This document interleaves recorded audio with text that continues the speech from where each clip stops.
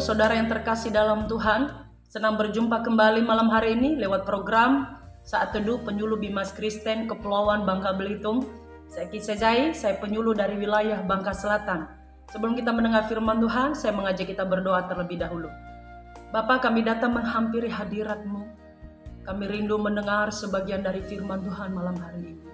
Kami mohon, Bapa, Engkau kuduskan hati pikiran kami, supaya firman-Mu menjadi berkat dalam hidup kami. Terima kasih juga Engkau akan mengurapi hamba-Mu yang menyampaikan firman Tuhan malam hari ini. Di dalam berkat nama Tuhan Yesus, kami sudah berdoa. Haleluya. Amin. Bapak Ibu yang terkasih dalam Tuhan, saya akan membacakan satu ayat kepada kita semua malam hari ini. Di dalam kitab Amsal pasal 20 ayat yang ke-6. Banyak orang menyebut diri baik hati, tetapi orang yang setia siapakah menemukannya? Saya akan beri judul kebenaran firman Tuhan malam hari ini, tetap setia. Amin.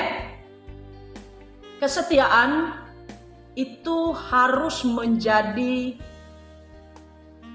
pekerjaan yang harus kita kerjakan setiap hari. Kenapa Bapak Ibu? Kalau kita tidak setia, kita tidak mengerti apa itu pengabdian. Tuhan kita itu setia.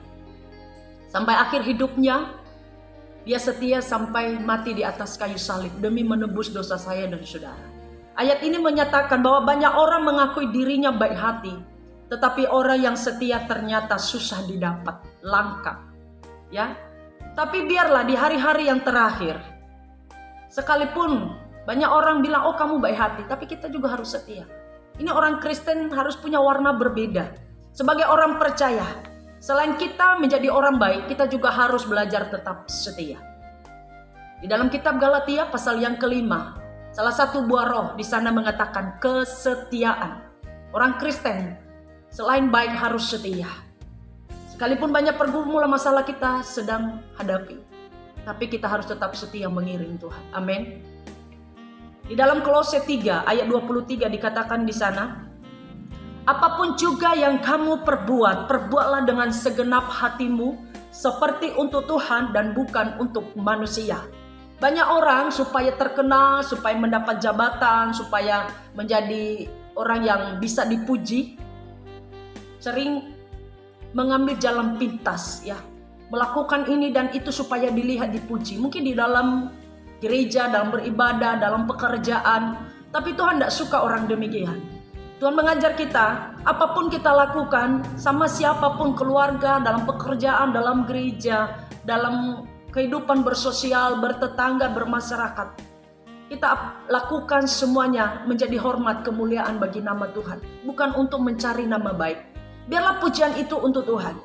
Terserah orang mau hargai tidak, terserah mau orang ingat kita atau tidak, tapi kita lakukan untuk Tuhan.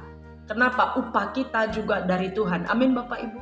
Satu kehidupan raja yang boleh kita belajar di dalam 2 Tawarik 14 ayat 2 sampai ke 6. Dikatakan di sana bagaimana Raja Asa itu takut Tuhan, ya, melakukan apa yang benar di mata Tuhan. Dia menjauhkan semua mesbah-mesbah berhala di tengah-tengah orang Israel.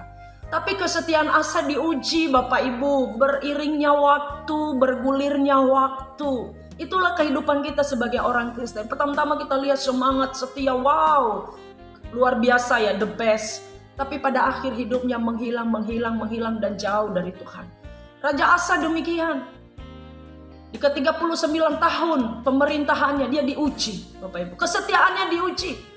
Ya, dia mulai berhubungan dengan orang dunia, raja-raja orang dunia. Kemudian ketika dia sakit, dia bukan mengandalkan Tuhan. Dia bukan mencari Tuhan sebagai Allah Jehovah Rafa. Justru dia memanggil tabib-tabib. Itu yang membuat hati Tuhan berpaling dari Asa.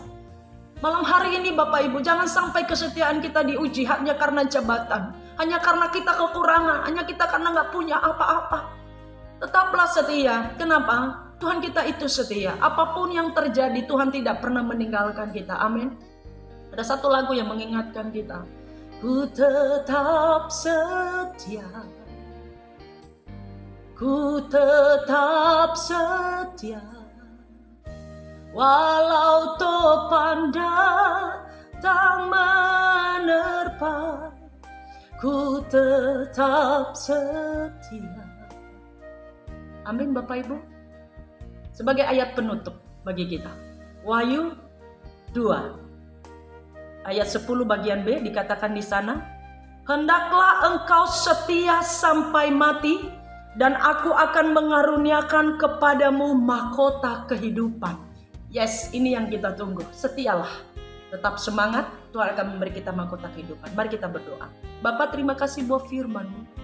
Tanamkan di hati kami mau belajar setia seperti Engkau setia.